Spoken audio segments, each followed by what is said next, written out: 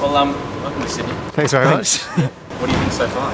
Oh, yes, love it. Great. Yeah. I mean, we've only really been in the hotel the whole time. But the hotel is lovely, to be fair. Yeah, it's a great hotel. We had a little walk around the botanical gardens and had a. Is it Mrs. Macquarie's chair? Is it bush? Yeah, you saw that. I walked down to get a look at the Opera House and the bridge, which are great, and we're going out for dinner around there, I think, tonight. So yeah, looking forward to it. Anything else you want to do while you're here in Sydney? Well, there was talk of going. We were meant to be going on a boat, but it is raining. Although that kind of makes you want to go on the boat more. Like I sort of really want to go in the sort of thunderstorm. Yeah, that might be. I might. They're probably the people who work on the boat are probably less keen on taking it out. I mean, to be honest, we've only been here about 3 days, but I wish we were staying longer. Like we've genuinely loved all of it. Like the Gold Coast was great, and like so far Sydney seems like it's brilliant. We've only had a little look around, but like really enjoying it. Yeah. All right. So, look, tell me, how did you guys originally get cast in the Inbetweeners in the series? Basically, Ian and Damon. It's nepotism. Yeah. Ian and Damon, who are the writers, came and saw our show, which was at the Edinburgh Festival in summer 2006, and so that was just a sketch show that we'd written.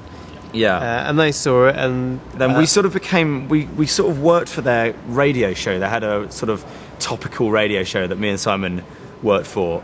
I mean, we weren't very good at doing the topical bit. Like the first week, we were meant to comment on a news story that week, and we chose our news story that it was Guy Fawkes Night, which is not news. I mean, that's just something that happens every single year. And then we tried to do another one that was like Remembrance Day.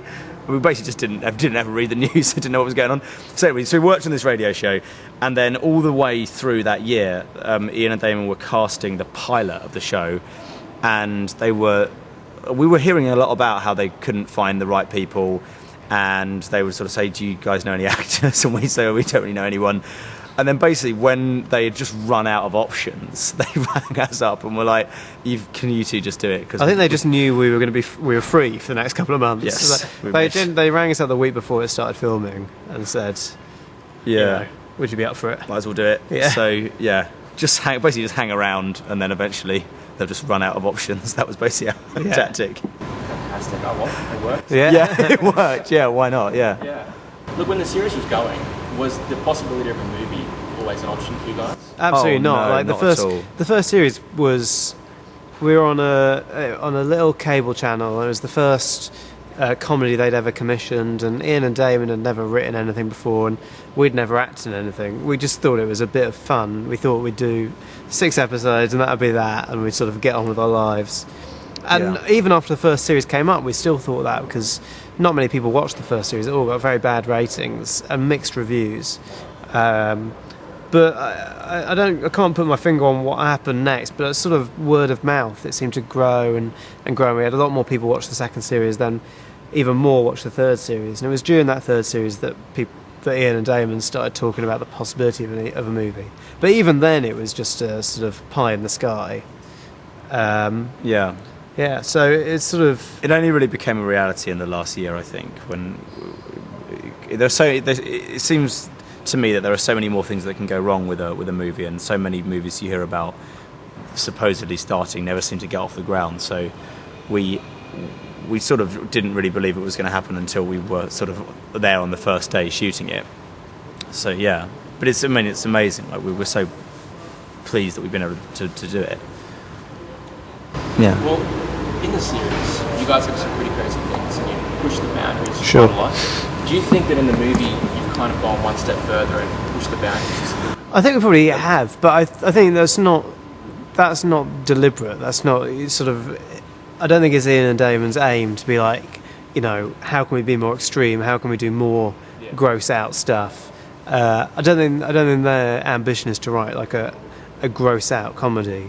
They're trying to write a comedy that's about the reality of being a teenager, and that comes first for them rather than those big extreme moments. I suppose the setting is probably one where the jeopardy is slightly greater in the movie than it is in the series, because the boys are away from home and they haven't got their dad to come and pick them up. So basically that's why the situations escalate in a way that they might not in the series. So yeah, it's that's also I think why this is a film as opposed to where we wanted to do a movie as opposed to just another series. I think this idea is definitely like movie shaped. Like they start off with this idea of having this epic holiday, and then they realise that it's not going quite to plan, and they all fall out, and they kind of get back together again. And it's that was the newest thing really, was trying to do like a proper story, like a proper arc for once, which doesn't happen so much in the episodes. I don't think. It's just the episodes basically just be as funny as you can for 23 minutes basically. With the film, I think you have to have a little bit more emotion. Yeah, have something that the characters that actually means so. The characters have to sort of be seen to care about something in order to keep the audience interested, I would say. Cool. And do you have any of your own crazy after-school stories or holidays compared to some of the stuff you got up to in the movie? Nothing compared to what happens in the movie, I don't think. I was never brave enough to put myself in the situations that the boys get themselves in. I always sort of stopped the step before you'd get in the sort of trouble that they find themselves in. Yeah, I actually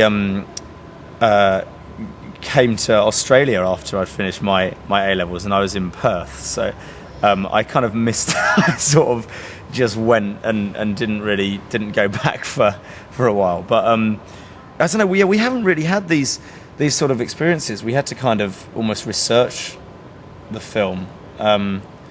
It's I wish we had sort of more to report. Really, I mean, I don't know. I mean, I remember being drunk and being sick, but it always seemed like just a rather sort of sad scene. I remember after my GCSEs, just my dad coming and sort of helping me out of the bathroom and then clearing up all the vomit, which was sort of sweet, really. I thought, oh, he's quite a nice dad, really. He's not telling me off. Yeah, that kind of. I think that kind of is the adolescent experience. Though you don't quite have these big epic moments so much. It's more about things being a bit of a washout and sort of you're not really getting what you want.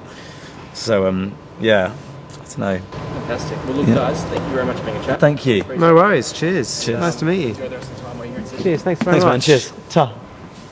Thanks, James.